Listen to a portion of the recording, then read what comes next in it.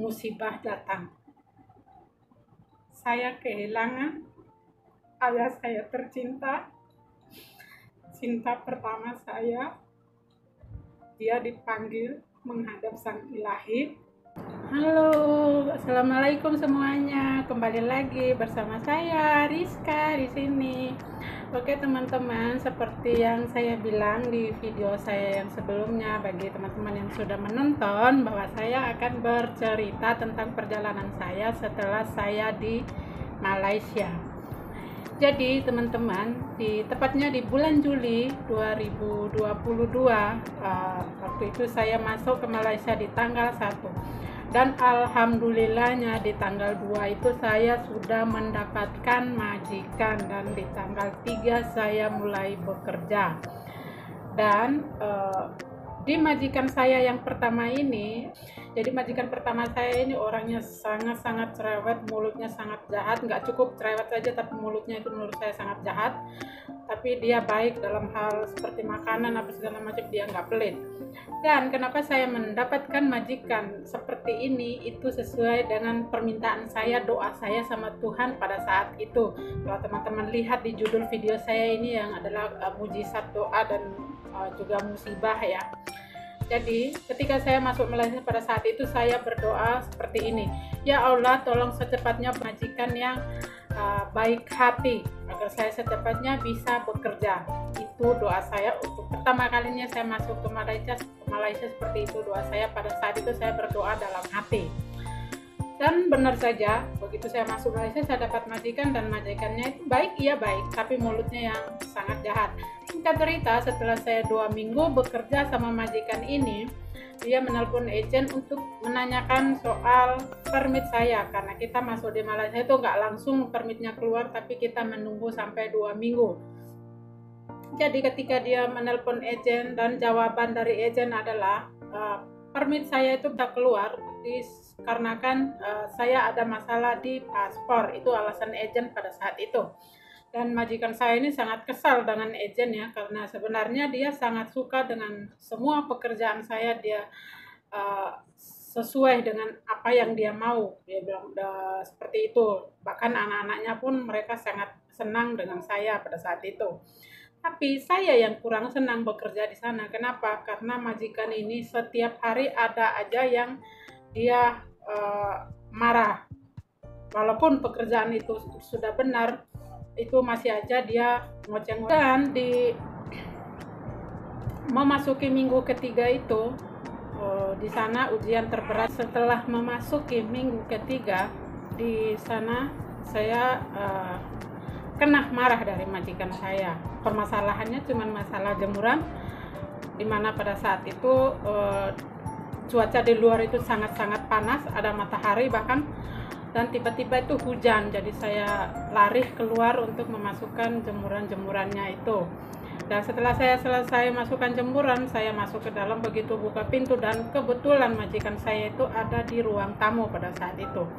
Dia langsung ngomong dengan muka nggak enak seperti itu. Dia bilang, makanya lain kali kalau sudah siang itu baju langsung dimasukin seperti itu. Padahal sebelumnya dia sendiri yang menyuruh saya, baju-baju itu boleh dimasukkan di jam 3 sore atau setengah 4 sore setelah kamu selesai mencuci baju sekolah anak-anaknya, yaitu menggunakan tangan, tidak boleh menggunakan mesin pada saat itu. Jadi saya bilang, iya, kalau saya nggak ikut omongan dia akan lebih marah lagi. Jadi saya biasa angkat jemuran itu di jam 3, kalau nggak setengah 4 sore pada saat itu. Nah, dia ngomong seperti itu, saya diam dan saya lanjut pekerjaan saya di belakang, karena itu sekitar jam 2 siang itu saya lagi sibuk-sibuknya mengurus anak-anaknya yang pulang sekolah. Anaknya ada 5 orang yang saya urus, dan saya lanjut di belakang. Tiba-tiba 5 menit kemudian itu di luar panas lagi, hujannya itu hilang, dan dia manggil saya dari depan. Dan kebetulan saat itu saya tidak mendengar karena saya lagi cuci piring dan bunyi air, dan saya nggak dengar. Akhirnya dia teriak-teriak, saya lari ke depan. Dia bilang, tuh di luar sudah panas lagi, cepetan keluarin bajunya, jangan sampai basah lagi. Dia seperti itu. Saya langsung keluar, saya keluarin bajunya. Setelah itu saya tutup pintu gerbangnya, saya jalan sambil pelan-pelan sambil melihat cuaca. Saya takut itu tiba-tiba hujan di luar sana, jadi saya jalannya agak pelan pada saat itu. Dan ternyata majikan saya ini memperhatikan saya dari dalam, kenapa saya jalannya pelan. Nah, begitu saya masuk, begitu saya buka pintu, majikan ini langsung tanya begini sama saya. Dia bilang, Rizka, apa kamu selama bekerja sama saya, kamu nggak pernah saya kasih makan? Dia tanya seperti itu. Nah, saya jawab dengan santainya, saya bilang, makan mem, karena yang ada dalam pikiran saya pada saat itu mungkin majikan saya itu mendengar omongan orang di luar sana bahwa dia nggak kasih makan pembantu, seperti itu yang ada dalam otak saya pada saat itu. Jadi dengan polosnya saya menjawab, kasih makan mem. Langsung dia nyerocos, kalau saya kasih makan kamu, kenapa kamu jalannya pelan-pelan kayak orang sakit, kayak orang nggak makan 1 tahun. Dia bahkan kata-katanya itu sangat kasar. Banyak lagi saya di situ, saya nggak dikasih kesempatan sama dia untuk menjelaskan kenapa saya itu jalannya pelan-pelan tadinya. Jadi karena dia nyerocos saja, saya akhirnya ke belakang, saya lanjut bekerja di belakang, dan di situ saya sangat sakit hati dan saya menangis. Pada saat itu saya ingat persis, waktu itu hari Rabu, dan pengen sekali pada saat itu saya minta pulang, tapi karena saat itu dia lagi sibuk, di sore harinya dia mau pergi nonton konser, jadi saya nggak ada kesempatan untuk berbicara sama dia. Dan akhirnya saya memutuskan besok pagi saya akan berbicara sama dia untuk pulang ke rumah Ejen, seperti itu. Dan di situ saya berdoa, Tuhan tolong berikan saya kesabaran lebih ketika saya menghadapi majikan seperti ini. Kalau memang di sini majikan yang sudah engkau pilihkan buat saya, maka saya pasrah. Saya percaya engkau punya rencana lain yang jauh lebih baik terhadap saya. Saya berdoa dalam hati seperti itu pada saat itu. Dan singkat cerita, di malam harinya sebelum saya tidur pun saya berdoa, saya memohon Tuhan berikan saya petunjuk apakah besok pagi saya harus minta di majikan ini untuk dibalikan ke Ejen atau atau bagaimana. Kalau memang saya harus meminta pulang, ya berikan saya keberanian untuk berbicara dengan majikan saya ini. Saya mohon, saya punya berdoa seperti itu malam itu dengan penuh keyakinan, dan saya nggak sholat. Kebetulan saya ini mualaf dan saya nggak bisa sholat karena memang nggak dikasih. Dan saya hanya berdoa dalam hati saya dengan penuh keyakinan pada saat itu. Dan benar saja di besok paginya seperti biasa, setelah dia pulang dari mengantar anak-anaknya ke sekolah, dia minum kopi dan sarapan. Di situ saya mau bicara, tapi mulut saya seakan terkunci pada saat itu. Saya nggak bisa berbicara sama dia, mulut saya sangat berat. Padahal pada saat itu saya pengen sekali pulang ke rumah Ejen. Karena mulut saya berat, akhirnya saya berdoa lagi dalam hati saya, Tuhan, jika engkau punya rencana lain, saya pasrah. Berikan saya petunjuk apa yang saya harus lakukan. Apakah saya harus tetap bekerja di sini atau engkau punya rencana lain? Saya percaya akan semua keajaiban-Mu. Saya berdoa dalam hati seperti itu di pagi saat itu. Dan benar aja di sore harinya, di hari Kamis itu, di sore harinya, tiba-tiba Ejen nelpon ke si majikan ini. Mungkin si majikan ini habis WA Ejen ya, lalu Ejen nelpon dia. Ejen bilang bahwa permit saya belum bisa keluar karena paspor saya bermasalah. Jadi saya ini harus pulang ke Indonesia untuk mengurus permit saya. Itu alasan Ejen pada saat itu. Jadi dengan sangat kesal dia datang, dia bicara sama saya. Dia bilang, Rizka, ternyata kamu tuh harus balik ke Indonesia. Permit kamu tuh nggak bisa dikeluarkan di sini karena paspor kamu ada masalah katanya. Jadi kamu tuh harus pulang ke Indonesia. Dia berbicara seperti itu pada saat itu. Dan ketika saya mendengar itu, saya bukannya sedih saudara-saudara, tapi saya sangat senang dan saya meyakini ini adalah jawaban dari doa saya, permintaan saya sama Tuhan pada saat itu. Dan mungkin ini cara Tuhan agar saya dipulangkan dengan secara baik-baik dan tanpa masalah pada saat itu. Bahkan si majikan ini bilang, saya akan tunggu kamu selama seminggu, saya tidak mau ganti orang karena saya sangat senang dengan kamu sudah cocok bekerja dengan saya. Dia bilang seperti itu. Saya bilang saja oke pada saat itu karena saya nggak mau banyak bicara. Sebelum saya nggak pengen sekali.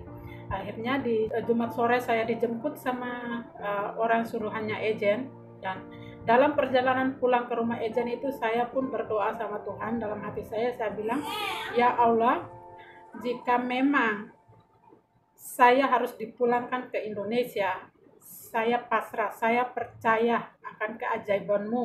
Engkau sudah mengetahui apa tujuan awal saya datang ke sini meninggalkan anak-anak dan suami saya. Jika memang ini hanya sebuah alasan ejen, maka tolong carikan saya majikan yang baik hati, yang tidak cerewet dan jarang di rumah. Itu doa saya sepanjang perjalanan saya menuju ke rumah ejen. Dan betul saja, ketika saya sampai di rumah ejen, ejen sudah menunggu saya di luar, dan ejen langsung bilang begini sama saya, Rizka, kamu nggak usah kembali lagi ke rumah majikan itu, karena majikan itu nggak baik buat kamu. Jadi saya sudah carikan kamu majikan yang baik hati. Majikannya cuma satu orang, jadi kamu cuma berdua dalam satu rumah. Dia bilang begitu waktu itu. Rumahnya majikannya sangat sibuk, dan mungkin hari-hari kamu akan sendiri di dalam. Ketika saya mendengar itu, saya langsung bilang oke. Dan dalam hati saya berpikir, apakah ini secara kebetulan atau memang ini jawaban dari doa saya.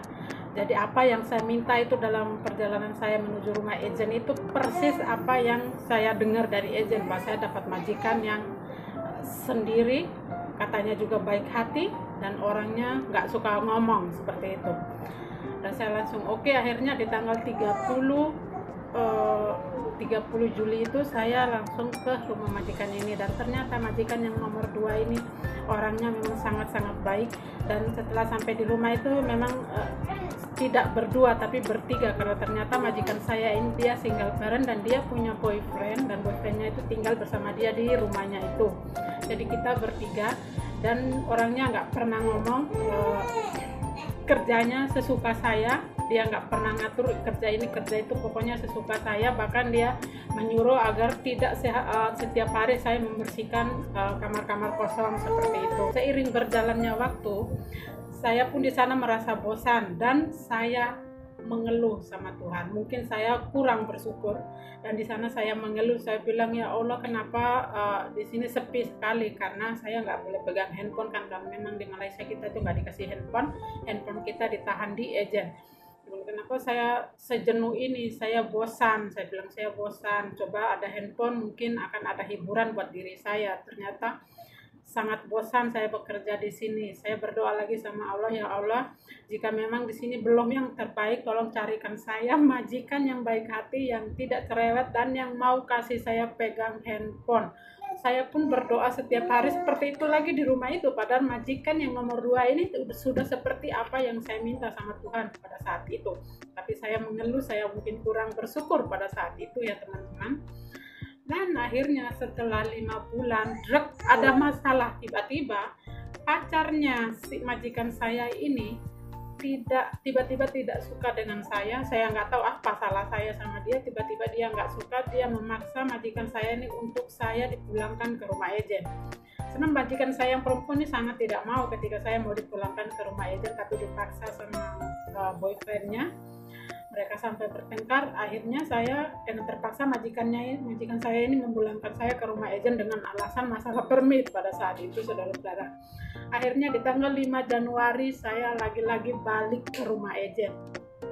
Dan setelah saya 2 hari di rumah ejen, si majikan saya ini nelpon lagi agar saya tidak dicarikan majikan, karena dia mau ngambil saya lagi setelah hari raya Cina pada saat itu. Dan saya tanya sama ejen, apakah saya dapat gaji ketika saya menunggu di sini? Ejen bilang enggak. Jadi saya bilang, tolong carikan saya majikan, saya enggak mau menunggu. Akhirnya si ejen mencarikan saya majikan sementara. Jadi saya diambil sampai hari raya selesai. Akhirnya dapat majikan. Di tanggal 11 Januari saya masuk ke rumah majikan saya yang sekarang ini. Dan setelah saya bekerja 1 minggu di sini, majikan saya yang sekarang sangat cocok dengan saya, dan dia nggak mau saya pulang lagi. Dia meminta ejen agar saya tetap bekerja di sini, akan dikontrak sama dia. Dan pada saat itu kan nggak kasih, karena dia sudah berjanji dengan majikan saya yang nomor 2 ini bahwa saya akan pulang ke rumah majikan yang nomor 2 ini selesai hari raya. Tapi si majikan ini ngotot, dia tanya sama saya apakah saya mau ikut dia bekerja. Saya bilang saya sangat mau di sini, karena di sini majikannya sangat baik, dia kasih bebas, saya bebas pegang handphone. Dia meminta ejen agar saya tetap bekerja ikut dia di sini. Saya akan dikontrak sama majikan saya yang sekarang ini, tapi ejen lagi-lagi nggak ngasih. Dan Akhirnya majikan ini tanya sama saya, apakah saya mau ikut dia di sini bekerja. Saya bilang saya sangat mau, saya bilang begitu. Tapi agent nggak kasih kamu. Saya bilang tolong sampaikan ke agent bahwa saya tidak mau balik lagi ke rumah majikan yang kemarin itu. Saya sudah senang di sini. Saya bilang begitu pada saat itu. Dan akhirnya majikan saya yang sekarang ini sampaikan ke agent bahwa saya tidak mau balik lagi ke rumah majikan nomor 2 itu. Akhirnya agent dengan terpaksa membiarkan saya tetap bekerja di sini. Nah, setelah baru 1 bulan bekerja di sini, musibah datang. Saya kehilangan ayah saya tercinta, cinta pertama saya. Dia dipanggil menghadap Sang Ilahi, dan saya nggak bisa apa-apa. Bahkan saya tidak bisa melihat jenazahnya. Pada saat itu, dari Malaysia sebelum habis kontrak, kita nggak bisa pulang. Dan walaupun itu bisa boleh pulang, uang saya sudah habis karena saya baru 7 bulan bekerja di Malaysia dengan potongan 3,5 bulan pada saat itu, dan yang 2,5 bulan itu saya sudah kirim ke kampung. Dan pada saat bapak saya meninggal, saya nggak bisa hadir, tidak bisa melihatnya untuk yang terakhir kalinya. Jadi itu musibah terbesar dalam hidup saya ketika semua permintaan saya, doa saya sama Allah dikabulkan. Tapi saya kehilangan orang yang paling saya sayangi pada saat itu. Itu sangat-sangat menyakitkan dan sebuah penyesalan dalam hidup saya. Bahkan sampai saat ini saya belum bisa melupakan tragedi itu, kehilangan orang yang paling saya sayangi. Sangat menyakitkan buat saya. Dan masih banyak permasalahan yang saya hadapi. Jadi intinya di sini saya buat video ini bukan tujuan saya menceritakan, tapi ini buat menginspirasi teman-teman TKW di luar sana agar tetap kuat apapun cobaannya. Ketika kita sudah melangkah meninggalkan orang-orang yang kita sayangi, ketika kita sudah sampai keluar, janganlah melihat ke belakang, tetaplah semangat. Ingat tujuan awal kita keluar. Ada yang kita mau rubah di kampung, ada mungkin masa depan anak-anak, bisa merubah kehidupan keluarga, mungkin seperti itu. Jadi ketika kita sudah melangkah, seperti apapun, seberat apapun cobaan kita, ketika kita sudah sampai di luar negeri, kita harus hadapi, kita harus tetap kuat, jangan pernah menyerah, dan selalu ingat berdoa dengan penuh keyakinan. Berdoa, kita tidak harus sholat dulu, kita harus berlutut berlutut untuk menyembah Tuhan, untuk meminta sesuatu. Tidak harus seperti itu. Kita bisa berdoa dengan dalam hati kita dengan penuh keyakinan. Insya Allah ketika kita tulus meminta sama Allah, insya Allah Allah akan mengabulkan setiap permintaan kita. Jadi intinya di sini buat teman-teman di luar sana, pejuang devisa, pejuang dolar, jangan pernah menyerah. Tetap semangat anak rantau, hadapi seberat apapun cobaannya, hadapi, jangan pernah menyerah. Jadi saya rasa video kali ini cukup sampai di sini dulu. Buat teman-teman yang menonton video saya ini, jangan lupa untuk like, komen, subscribe bawah. Terima kasih. Mohon maaf kalau saya banyak kata-kata yang salah di sini. Saya mohon maaf karena memang saya di sini masih pemula dan saya perlu belajar lagi untuk kedepannya.